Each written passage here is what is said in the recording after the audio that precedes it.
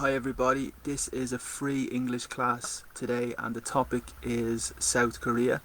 I have an article in relation to South Korea and a video, and the class is for everybody, for all learners of English if you're preparing for an exam, and all different levels from A1 beginner until intermediate and to advanced. Okay, so first, I hope there's no problem with the connection with the internet. I hope there's no interruption in the room here with family, and we also have a dog that sometimes is very noisy. So hopefully there's no interruption. If I have to interrupt, I will just go for a little time. My name is Brian.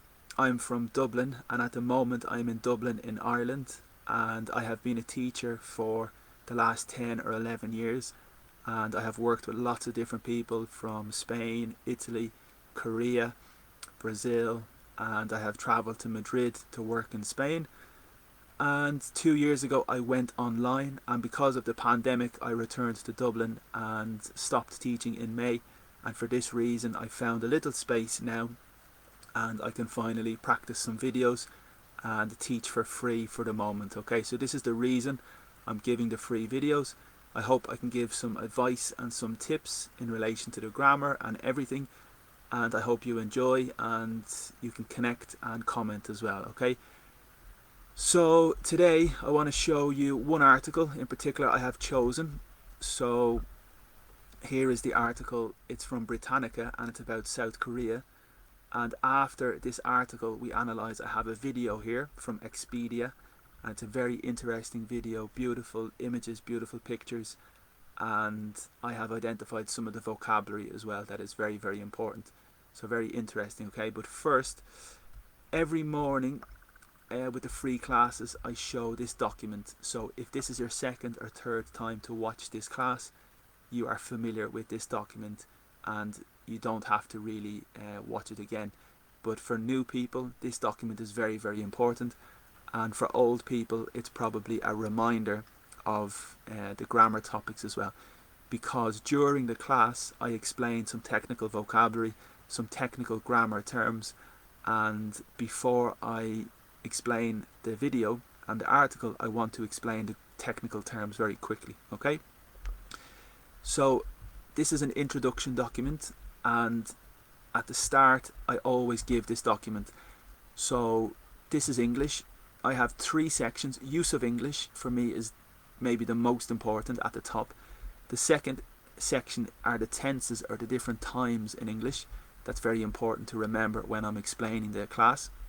And the third point is grammar, just general grammar, technical terms that are very important as well to explain. Okay, so quickly I will just identify some phrasal verbs.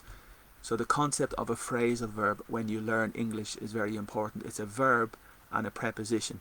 Sometimes it's literal meaning, but often and frequently it's a second meaning that has a completely different significance. Okay, I'll give you one example. Carry is typical with the hands, carry the baby, carry the bag, but with carry on the significance means to continue. Carry on eating, carry on drinking. It means to continue or to keep, and that's a very good example of a phrasal verb. And in English we have lots of phrasal verbs with different meanings. So probably that is one of the most difficult areas when you're studying English and learning English. Okay, the next one is just idioms or expressions, and I think every language has expressions and idioms. So in Korean, in Spanish, Italian, Portuguese, there's lots of funny expressions, and English is the same. So there's a couple, and one typical example is taste of your own medicine, and I think you understand that because it's probably the same in most languages. Okay, pronunciation and conversation. So pronunciation is of course very, very important, and this list in particular is designed for Spanish speakers. They're the typical words that Spanish people have problems with, Spanish speakers. And at the top in English we have different accents.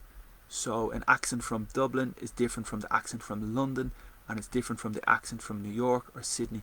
So that also is very difficult when you're learning English, to understand the different accents and pronunciation from people in different parts of the world. Okay, so the next part are the tenses, so the different times in English. Okay, so we have here first the perfect, then the simple, then the continuous, and I want to talk about the infinitive as well, and the active and passive very, very quickly.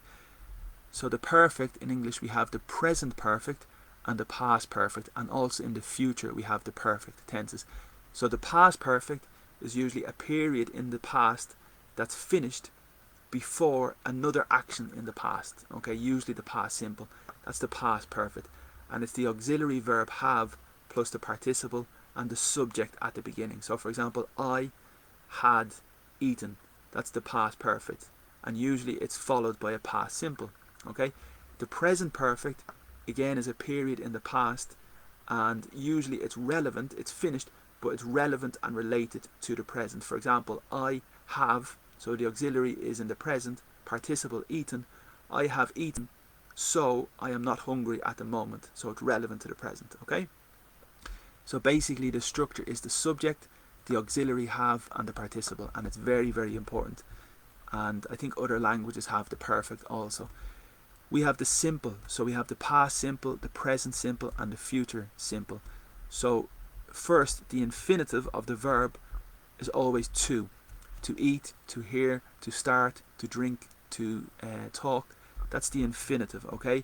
And when you construct the simple past, sometimes it's irregular, and that's a big difficulty when you're learning English as well, irregular verbs. So for example, the verb to go in the past is I went.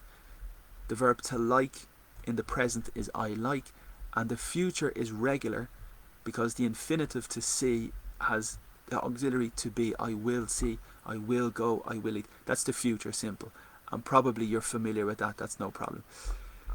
The continuous, the structure of the continuous is the subject, the auxiliary verb to be, and the gerund in English. The gerund is the ing form, okay? So you can see here gerund is ing. So for example, in the past, the verb to be in the past and the gerund. I was talking. The present, we are watching. And the future, they will be shopping. I think I have it here. Yeah, they will be shopping. So that's the foundation, that's the base of grammar of the tenses. The next one is conditionals. They're very, very complicated with the theory, but in reality, they're quite frequent, and basically it's with if I had won the lottery, I would have bought. That's the most complicated. So there's a zero conditional, first conditional, and second conditional, third conditional, and mixed conditional. But we will discuss that another day. Okay. Today I want to tell you about the active and the passive, so that's an important concept as well. The active is the subject with the verb and the object. So for example, the hunter is the subject, killed is the past simple, the verb, and the lion is the object. Okay, that's the active. And to create the passive, we change the position. We put the object at the beginning of the sentence. We add auxiliary verb to be. In this case, it's the past was, and killed is the participle of the original verb. So you have the auxiliary verb to be plus the participle by the hunter. So very good for exams, and when you're practicing English, the passive is a very impressive structure to use. Okay, and then the final section from me that I want to show today, because in the article I explained some concepts. Okay, substantive or the noun. So a person, a place, or a thing is a substantive, and here we have articles that are very important. So for example, the substantive is apple, but we have the indefinite article an and a. They're the indefinite article, and the reason it's n is because we have a vowel here. Okay, so when we have a vowel, normally we have an n after, so it's an. And then the definite article is the.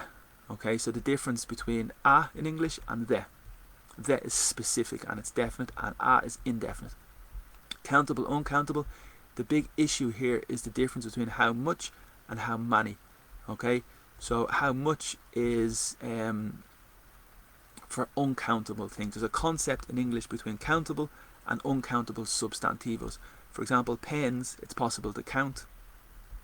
Doors, it's possible to count. Money, not really possible to count. You can count euro, you can count dollar, you can count pound, but money, technically, you cannot count. Water, it's not possible really to count.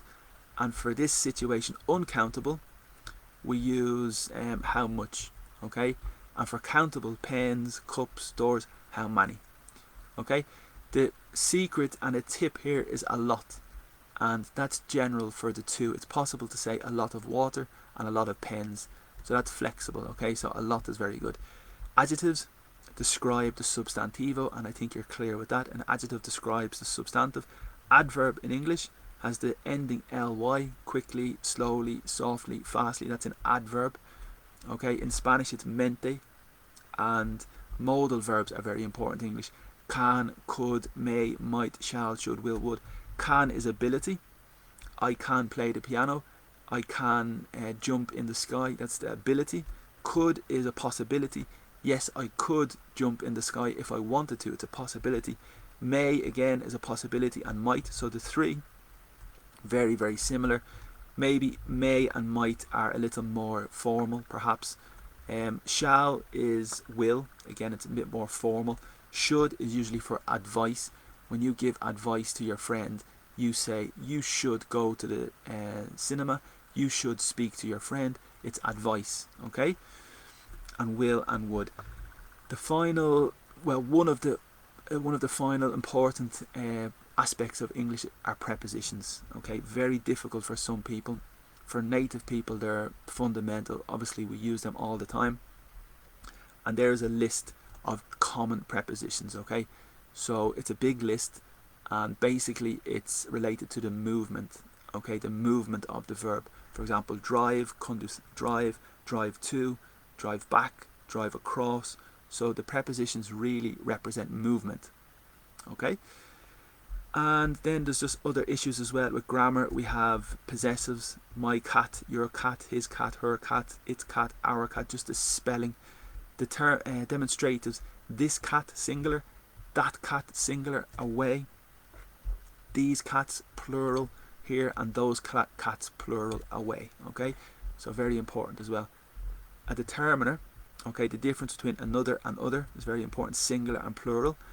And finally, linkers are words that make everything more cohesive and connect everything very, very well. So that's a list that's very important as well. And when you're learning English, it's impressive to use the correct linker appropriately, okay? So that's just an example of the introduction document that always I give people at the beginning, and today is the same article. So as I said, this article is from the Britannica Encyclopedia, and it's about South Korea. It's very interesting, but on the left you can see different topics from South Korea, different aspects. You have climate, people, languages, religion, economy, but today I want to look specifically at some in relation to culture, okay? And we want to go to daily life and social customs. So I'm going to click here, and hopefully we're okay with the internet. So this is the topic that I chose for today with South Korea from this article. So here we go. This is the beginning of the article, and first I will read the paragraph and I will read the text for pronunciation and to have an understanding of the text, and after I will show you my notes. Okay, so my notes are here, and I will explain the key vocabulary from each section because that's the most important part of the class. Okay, very, very good. So daily life and social customs. The once dominant Confucian culture, with its emphasis on respect for ancestors, age and seniority, continues to influence Korean family, work and social life, albeit to a lesser degree than in the past. In addition to other factors such as economic status and position in a business hierarchy, age and marital status are among the determinants of relative seniority, and there is some expectation that even between social acquaintance, these factors, especially age, will influence relations. So a few difficult words for pronunciation, okay? Seniority, albeit, very important. Hierarchy, very interesting as well, okay? I hope you understood it, to have a feeling, and now let me look at just the first page for the explanation. And for me, the key vocabulary here is very, very interesting. And first is the preposition. So you can see the preposition in the circle. So I have circled the preposition, and this is probably connected to emphasis. What is the emphasis on in this class? The emphasis is on grammar. In the meeting, the emphasis is on business. So it's a very key preposition connected with emphasis, to put the emphasis on. Okay, so in your exams, in all English exams, prepositions are important to identify with the correct verb. Ancestors, just the pronunciation and the vocabulary, are people that lived, your family that lived before you, your grandfather, your great-grandfather, great-great-great-grandfather, they're the ancestors, okay? Albeit is a very advanced linker and very sophisticated and very valuable to use. It means really it's a mix between although and however.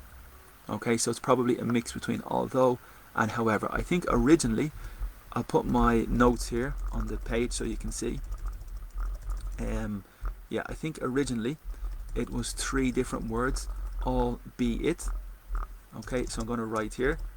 Originally, I think it was albeit, and basically it's however or although. But today it's just one word, albeit. Okay, and in Spanish, the translation here is no obstante or sin embargo. And in Korean, if there's anybody here from Korea, let's see the translation for albeit. So here you can see the translation for albeit, like although. Okay, so obviously the language is very, very different from English, of course. So I hope you understand that word, albeit. To a lesser degree is a very good expression as well. It's possible to a lesser extent, to a lesser degree, and I'll write that as well. It's good vocabulary for your exams. To a lesser extent, to a lesser degree, very, very fluent and very cohesive. Okay, so it's good to take that expression. In addition to, that's a typical combination as well. In addition to, very typical with the preposition in and to. In addition to, other is related to plural, so other factors, but singular is another factor. Okay, so another, I don't know where, there we go. Another factor is singular. So remember, another is for singular and other is for plural. Very, very common and very important. Okay, so it's a very small detail, but it's a very obvious topic and very obvious to identify as well. Okay, such as, when we give examples in English, we say such as or like. So if you want to give an example, you usually say such as or like. I have a lot of hobbies, such as swimming, tennis, dancing. They're my 3 hobbies. Or I have a lot of hobbies like swimming, dancing, or jumping. Okay, so they're my 3 hobbies. So we use such as or like for your examples. Okay. Marital status, that's a typical formal expression. Are you single, married, widowed, divorced? That's the marital status, just a pronunciation. Among is like with. So among is like with. It's a very common in English, with, and it's also possible amongst. And amongst is maybe more formal, but it's correct and there's no problem. And among is, for example, I am among friends. It means I am with my friends. Among other things is with other problems, among other things. So it's a very well used expression and word, and important to remember for sure. Even is like dramatic. It's a bit more emphasis and dramatic in Korean. So you can see there's the translation, even, still, yet. So probably, yes, it's this significance here, this context, the second one, including extreme case. In Spanish it's incluso, okay? And here, even between social acquaintances, these. So remember, in the introduction we have singular, this singular, that singular, these plural, and those plural. So in this case it's plural, these factors. Okay, excellent. So let's go back to the text and we move to the second paragraph. So here you can see a picture of, they say, a shaman, a shaman in South Korea performing a ritual dance. And for these typical exams like the IELTS and the Cambridge exams, it's good to practice your speaking. So I can just describe this picture, for example, for a few seconds if you want. So here we can see a very colourful picture. We have a few men at the bottom, men and women, a mix, holding the shaman up in the sky, and the shaman is holding two objects in his hands or her hands. Her dress is very colourful. It's got a pink centre and green sleeves, and the weather looks pretty nice. It looks the summertime because there are leaves on the tree and the sky is blue. So that's the type of answer that you need to practice yourself for the typical exams in the Cambridge exams and the IELTS exams. Okay, and then we continue to the next paragraph. So traditional family life is much involved with rituals marking life cycle milestones and the observation of holidays and ancestral home rites. The most important passages in a person's life are the completion of a baby's first 100 days, one's marriage, one's 61st birthday. According to traditional Korean belief, the spirits of the departed do not leave the earth for several generations. Thus, deceased parents and grandparents are still considered part of the family. Okay? Ancestral rites are performed to honour them on death anniversaries and on major holidays. Two of the most important holidays are Solal, Lunar New Year, and Chuseok, Harvest Moon Festival, often referred to as the Korean Thanksgiving, both observed according to the lunar calendar. These are marked by the gathering of families in the ancestral hometown or at the home of the head of the family. Traditional elements of holiday celebrations include the formal, respectful greeting of elders, the preparation and eating of special foods such as specific types of rice cakes, and the wearing of traditional dress, the hanbok. Okay, so a longer paragraph, but still very good. So I'm going to show you here again the notes. So I'll zoom in a little so you can see. The first word is very impressive and very advanced and good to remember and good to use, a milestone. So a mile is the distance, and a stone is piedra in Espanol, and stone is part of the ground. Okay, so the example is if you are walking and you're walking a long distance, every mile, or in the car the same, if you're traveling, every mile you have a stone on the road. Maybe originally many years ago you have a stone on the road indicating the mile. So 1 mile, stone. Next mile you have a stone. Okay, so in relation to your life, it's a metaphor. So you go to school, that's a milestone. Your first day in school, milestone. Your last day in school, that's a milestone. Your first day in university, that's another milestone. So it's a very advanced word in English and very fluent and an excellent word to remember. Okay, the milestone. The rites are like a custom or a tradition. So the ancestral custom or tradition. Not so common in English, but it is important to remember. In is the preposition for life, in my life, in your life, in our life. So in is for life, and remember with life is singular with the F and plural with the VES. Okay, so I'll write here just to remember. 1 life, singular, and 2 lives, plural. So very important detail. I know it looks simple, but it is so important to remember. 1 life and 2 lives, and the verb is to live. Okay, and then live music is indirecto, adjective. And then another adjective is lively, very lively city with a lot of people. Okay, so very important word, and the detail with the spelling is important as well. This expression, one's marriage, that just means anybody in general, one's life. It's a very formal way to say anybody. Okay, it's very common, it's old, and it's quite formal, but it is important to remember. Okay, according to is a typical structure. In Spanish it's según, and in Korean it is here, according to. I hope they have the translation. According to, yeah, so in Spanish it's según, according to my friend, in the words of. Okay, so you can see the translation here, so it's probably the second one, in the words of. So according to tradition, Belief is very similar to the life. So belief is the substantive. So very, very similar structure to here. So I'm going to put it on the document. Okay, so a belief is a substantive, IEF, and that's the noun or the substantive. But the plural is the same. So you have same as lives with the V, two beliefs, I think. Actually it's irregular, it's with the F, but the verb, the key here is the verb to believe. The verb believe has the V. Okay, so the substantive has the F, but the verb is to believe. Well, if I can spell it correctly. Okay, so that's the verb. So the point is the difference between the verb and the substantive. And I think it's irregular. I think it is FS in the plural, which is different from lives. Okay. Thus is therefore, so that's very formal linker. So remember the difference between informal vocabulary and formal vocabulary. But here, thus is therefore, or as a result.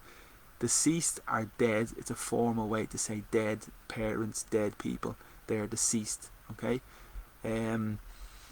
On is connected to anniversary. Okay, so the preposition in this sentence is connected to the anniversary.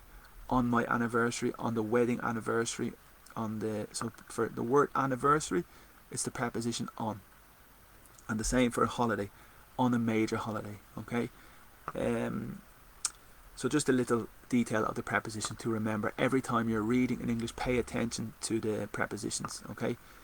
Refer to, that's the typical combination as well. I refer to this city as my home. So refer to, that's the typical combination. Again, according to. Gathering is another word that's very advanced and very important in English. So the verb is to gather, and basically it's similar to collect. Okay, and there's a few examples. To gather my thoughts, like if you're thinking, you're trying to think, you're trying to gather your thoughts, to consider. And it's possible on your table, if you have a lot of objects, you gather your things. It's like to collect your things. Okay. And the other situation is with people. When lots of people come together to meet, they gather. Okay, so in the city centre, a lot of people are gathering in the city centre, like meeting. Okay, so a lot of people are gathering.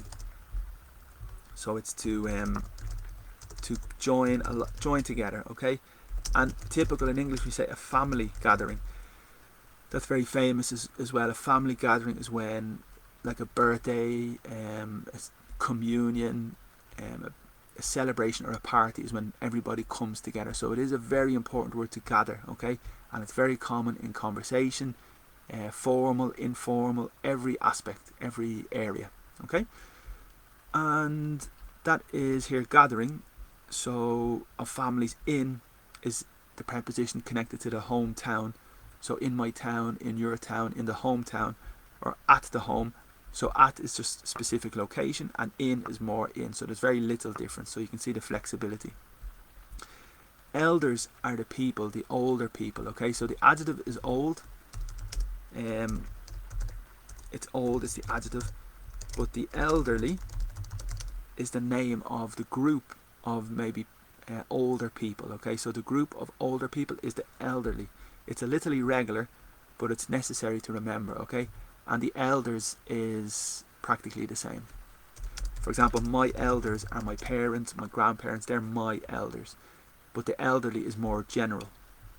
Okay, maybe elders is more specific group in your family or specific group in the town. The elders. Okay.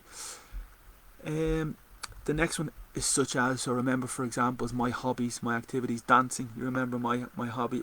I have a lot of activities I like, such as swimming, dancing, and running, for example. So it's like. Okay, very, very good. That's important detail. So let's continue to the next paragraph. So hanbok was the everyday dress of Koreans for thousands of years before the opening of the country to the west.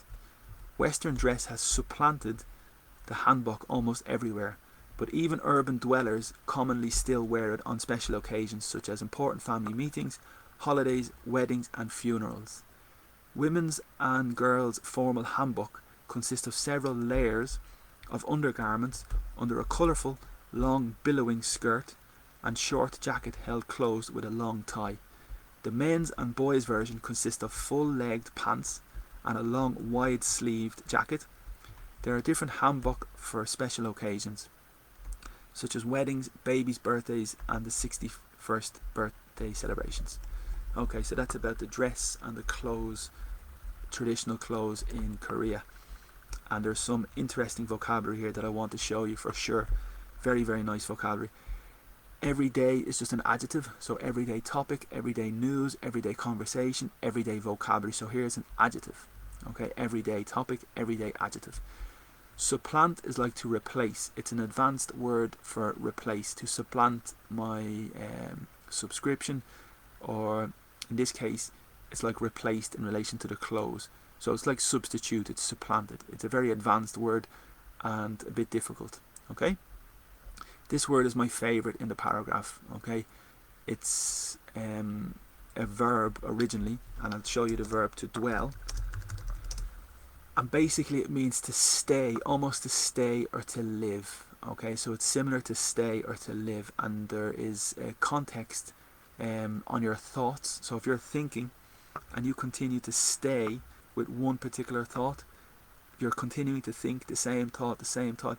In English we say you're dwelling on your thought. Okay, so that's a very famous context and very important. To dwell on your decision means always to think about the decision, never to forget, never to move on. You're dwelling on your decision. It's very, very famous, very important. And another example in relation to living would be just generally the verb to live. So I dwell in Dublin would be a little formal, maybe not so common, but it's important to remember. So I dwell in Dublin. Basically it's I live in Dublin.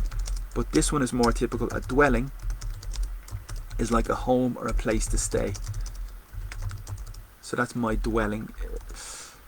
It's possible, but for me this is the most common. To dwell on your decision, to dwell on your actions. It's like to stay. And there's another verb, to linger, which is similar synonym, quite advanced as well. Okay, still is todavía in Spanish, and I think we saw still in Korean before. Still is, yeah, as before. I think it's this one.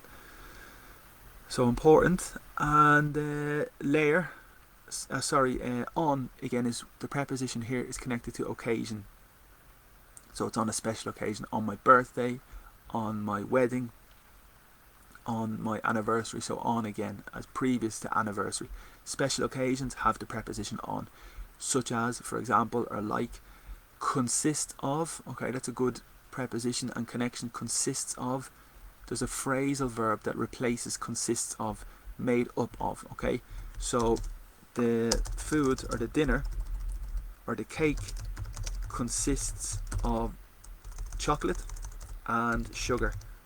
Consists of chocolate and sugar. And here you can substitute consist of is made up of. Okay, so made up of is the same as consist of. So that's an important phrasal verb. And you remember the introduction, the verb and the preposition has a different meaning, and this is a perfect example of the phrasal verb.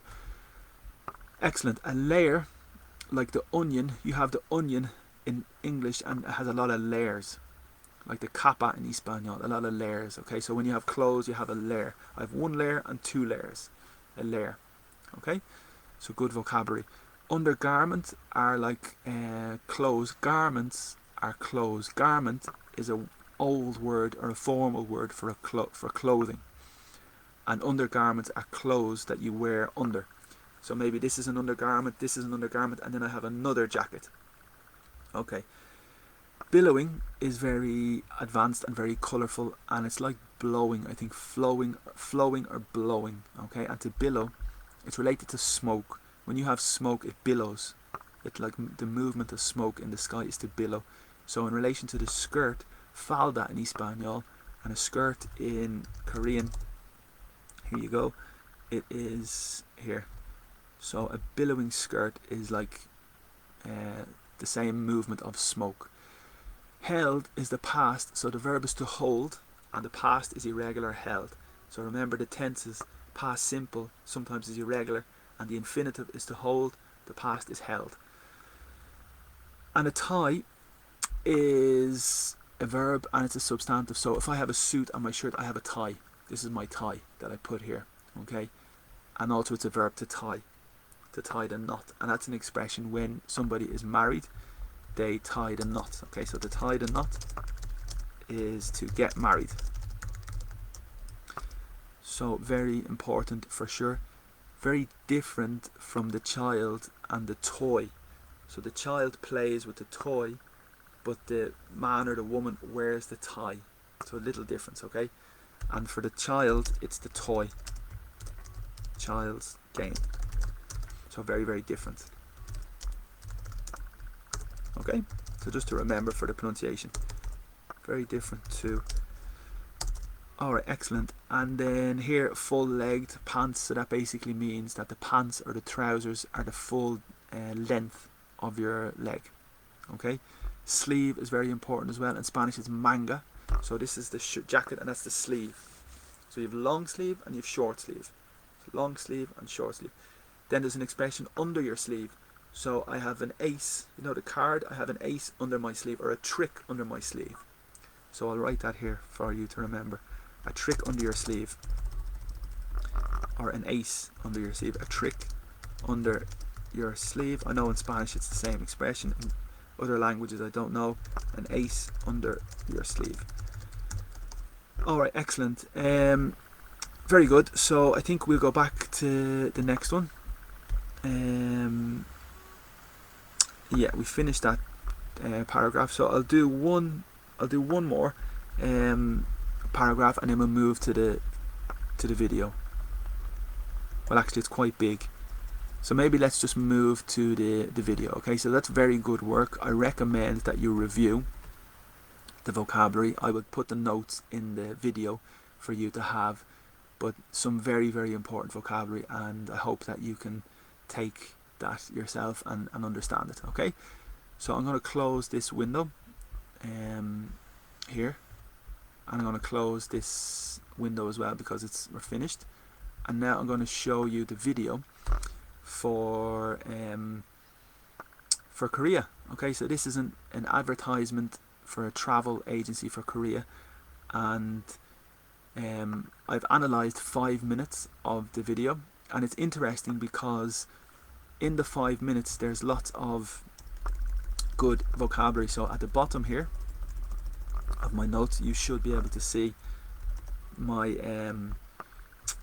notes from the video. Okay, so here's the beginning of the video, and on 15 seconds she begins, the lady who's the voice over, that's the word in English, she is the voiceover. So the lady, she uses a first expression to keep.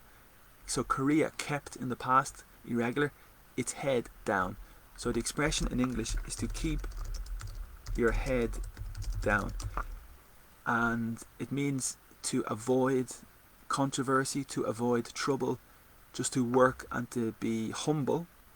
Humilde in Espanol, to be humble, okay, and just to work,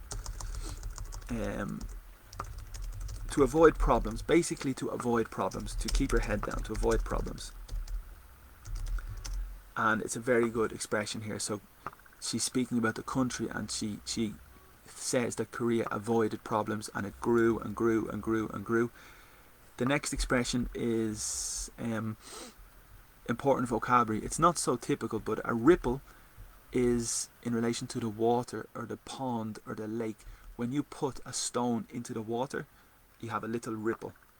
Okay, so she's saying a ripple is in relation to a problem or a controversy, and raising is the verb to raise, like to lift. Okay, so to lift or to raise.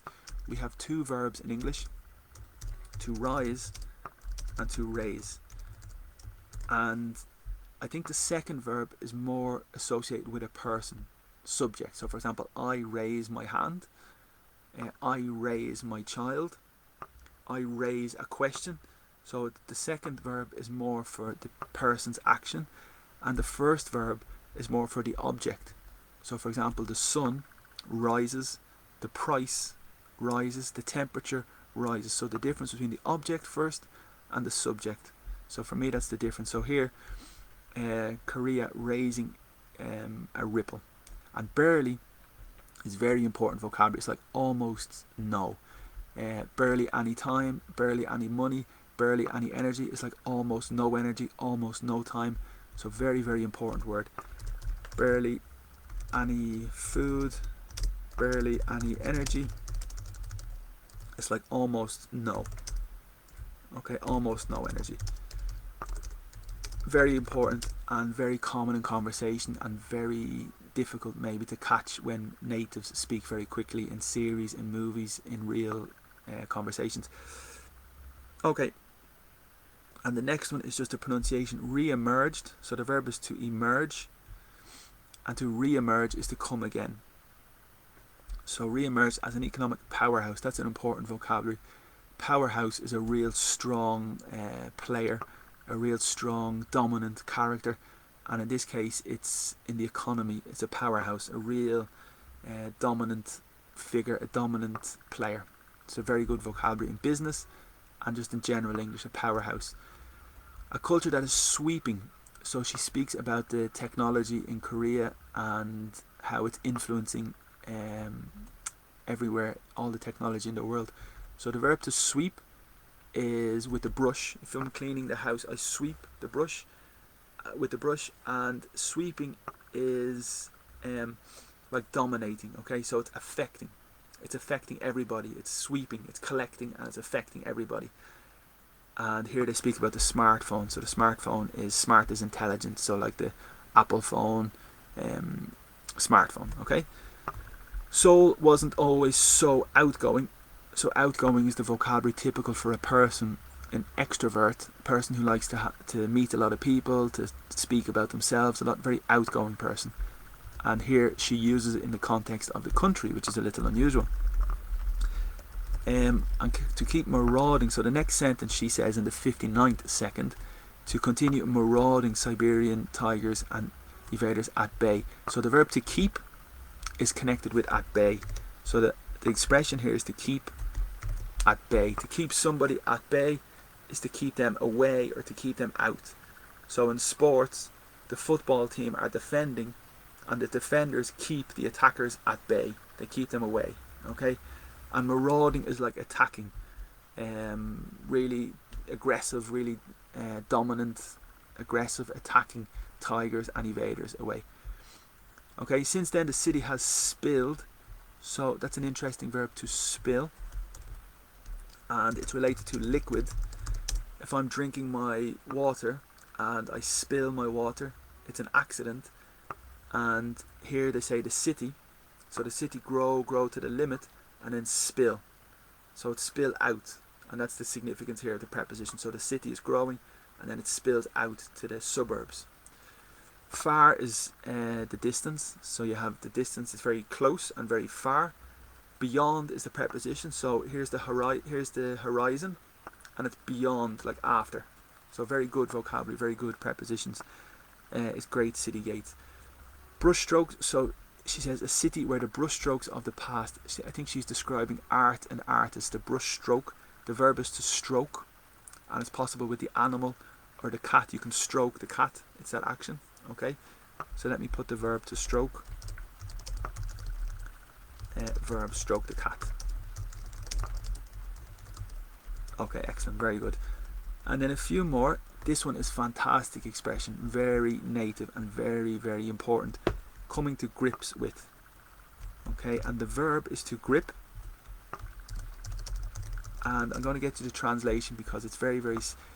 Basically, it's like to hold. If I'm on the bicycle, I'm holding the bar, but to grip is more traction. Okay, on the runners or the shoes have a grip.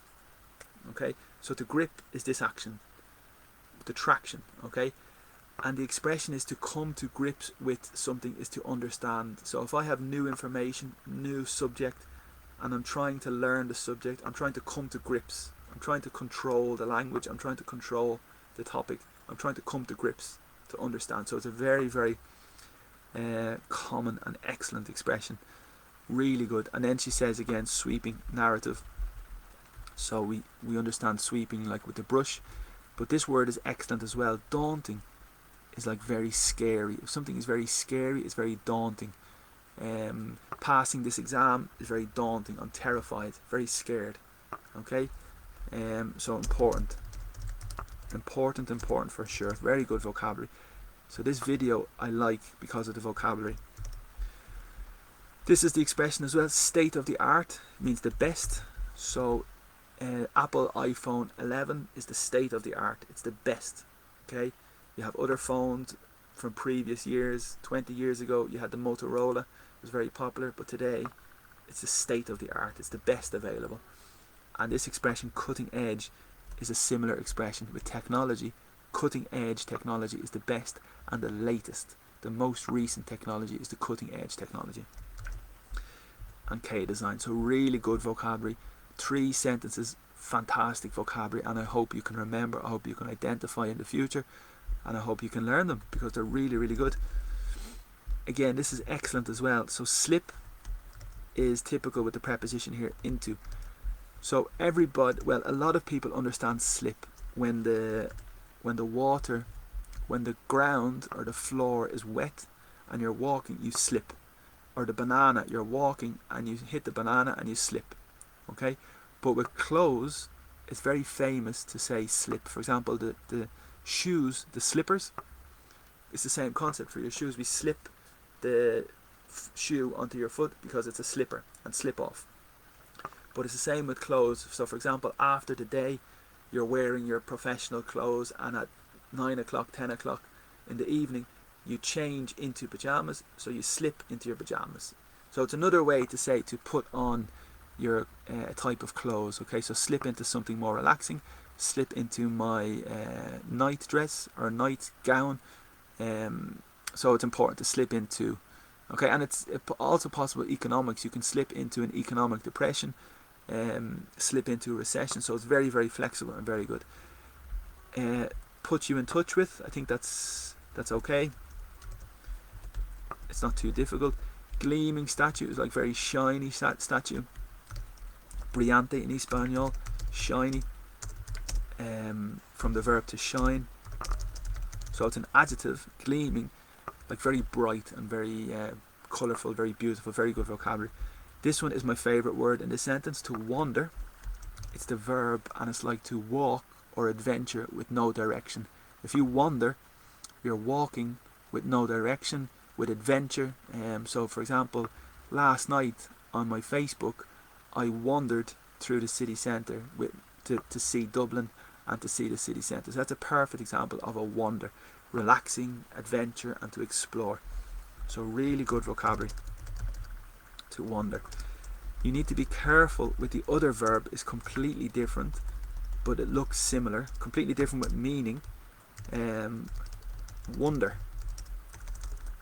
Sorry, I'll just get my spelling correct. Completely different to wonder. And to wonder is like to consider. For example, Wonder Woman, wonderful. So it's completely different. So you need to be careful when you're analysing this. Very, very important. So to wander is explore or walk, relaxing with adventure, and to wonder is to consider or to think. Okay, so very nice. And the next one, the changing of the guard at 4 minutes, is when at the palace, the security or the soldiers at the palace, they change and new soldiers enter. So that's the changing of the guard, of the protection. And it's the same in London as well. For Buckingham Palace, they have the changing of the guard. Eclectic, I think, is like eccentric, very different, eclectic mix, different, a lot of different tastes. And the last one, paving the way, I think we saw this yesterday in my video, if anybody has seen it. So it's from the pavement in the United States and the and the UK. So in the UK, it's the pavement. So in Spanish it's acera, but in the UK it's the pavement, and in the United States it's the sidewalk. And the expression is to pave, the verb to pave, like the stone, put the stone, and paving the way is like making the way. Okay, so paving the way. For example, the scientific discovery paved the way for the new discovery. It's a bit difficult, but I hope you understand it. It's a very famous expression, to pave the way, and it's connected to pavement in the UK and sidewalk in the US. Okay? And I think that's just a capital letter. No, I'll just change that there so we know it for sure. So really good. And here she speaks about the leader in Korea in the 15th century. This was the area he drank coffee, and he was the leader, or the pioneer, before everybody in Korea started to drink coffee. That's the context of the sentence. And a royal refuge in times of unrest, like chaos, the opposite of calm. A lot of problems of unrest. Okay, so I think that's it. I will try to keep this beside the video when I play it, and you can check the vocabulary. Okay, and I'm going to show you the video here. I know on YouTube, with the copyright, sometimes they don't allow me to upload the video when I play a video from YouTube, but on Facebook it's no problem. So let me just put this here so you can see it. I'm going to close my window in 1 minute, and just so you have everything.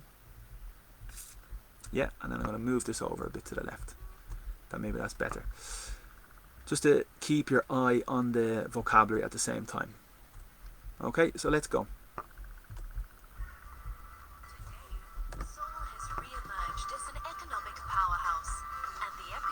Okay, from the beginning.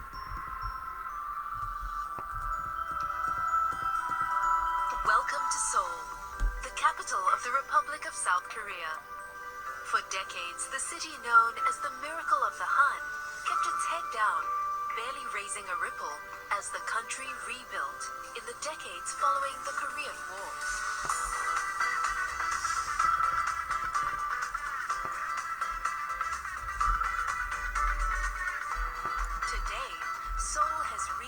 As an economic powerhouse and the epicenter of Hallyu, a Korean wave of culture that is sweeping the world's smartphones, food halls, and dance floors. But Seoul wasn't always so outgoing. In the 14th century, a 12-mile fortress wall encircled Korea's ancient capital. Its gates closed each night to keep marauding Siberian tigers and invaders at bay.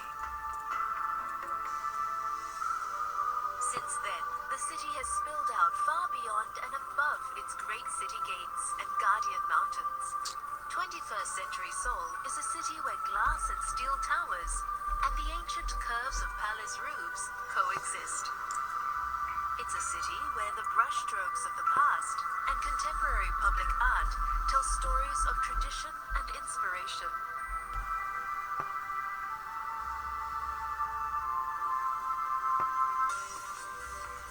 Coming to grips with Seoul's incredible size and sweeping narrative can be a little daunting. So start your adventure at the K-Style Hub, a state-of-the-art visitor center where South Korea's past, present, and future converge. From the latest in K-pop to its timeless national parks. From the cutting edge of K-design to culinary traditions which have taken centuries to perfect. And while you're here, why not slip into the traditional dress? Dressing up hanbok style doesn't just put you in touch with Korea's proud past, it also gives you free admission into many of Seoul's most revered historic places. At the head of Gwanghwamun Square sits the gleaming statue of Sejong the Great, the 15th century Joseon dynasty king, whose reign oversaw a golden age of literature, science, and technology. The great leader sits before the grandest of Seoul's 5 royal palaces, Gyeongbokgung, the Palace of Shining Happiness, a residence of Joseon dynasty rulers. From the late 1300s until 1910, the palace has endured fires, invasion, and wars. Wander through the palace's ornate gates, pavilions, halls, and throne room. which, in accordance with Confucian principles, are perfectly balanced by the simplicity of the pine-covered mountain backdrop.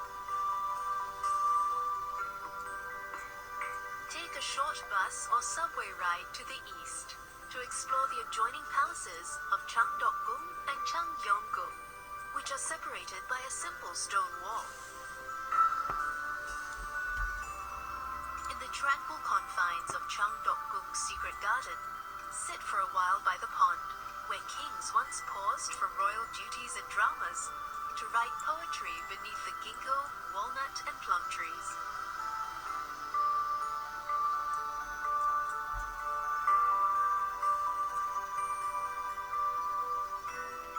To the south, at Doksugung Palace, see the changing of the guard, which takes place 3 times each day.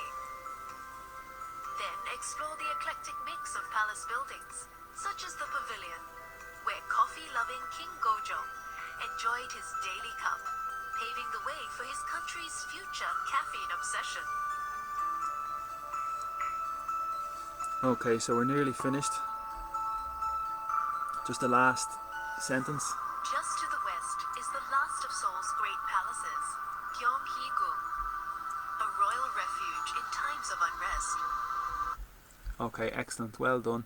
So you can see the vocabulary on the right, and hopefully you caught everything with the video. Sometimes, as I said, with YouTube, when I upload my video to YouTube, my class, it restricts my uploading because for copyright. So but I'll try to organize that later. So well done, that's a lot of good vocabulary from the video and from the article as well. I will put the notes on the video and try to and so you can see the notes. So thank you for today. As I said, everything is free. I'm happy to teach for free at the moment. It's an opportunity to promote and to put my advice and tips to reach more people. If you want to make a donation or a tip, fantastic, go ahead. This is my account. If you want €1 or something, that's the PayPal, and that's my address, only if you want. It's not necessary, but to give you the option. Okay, and that is the vocabulary from today. Thank you again. I hope that you have a great day, and I will put more videos on my page soon, and yeah, look forward to talking with you soon. Thank you so much, and have a great day. Bye bye.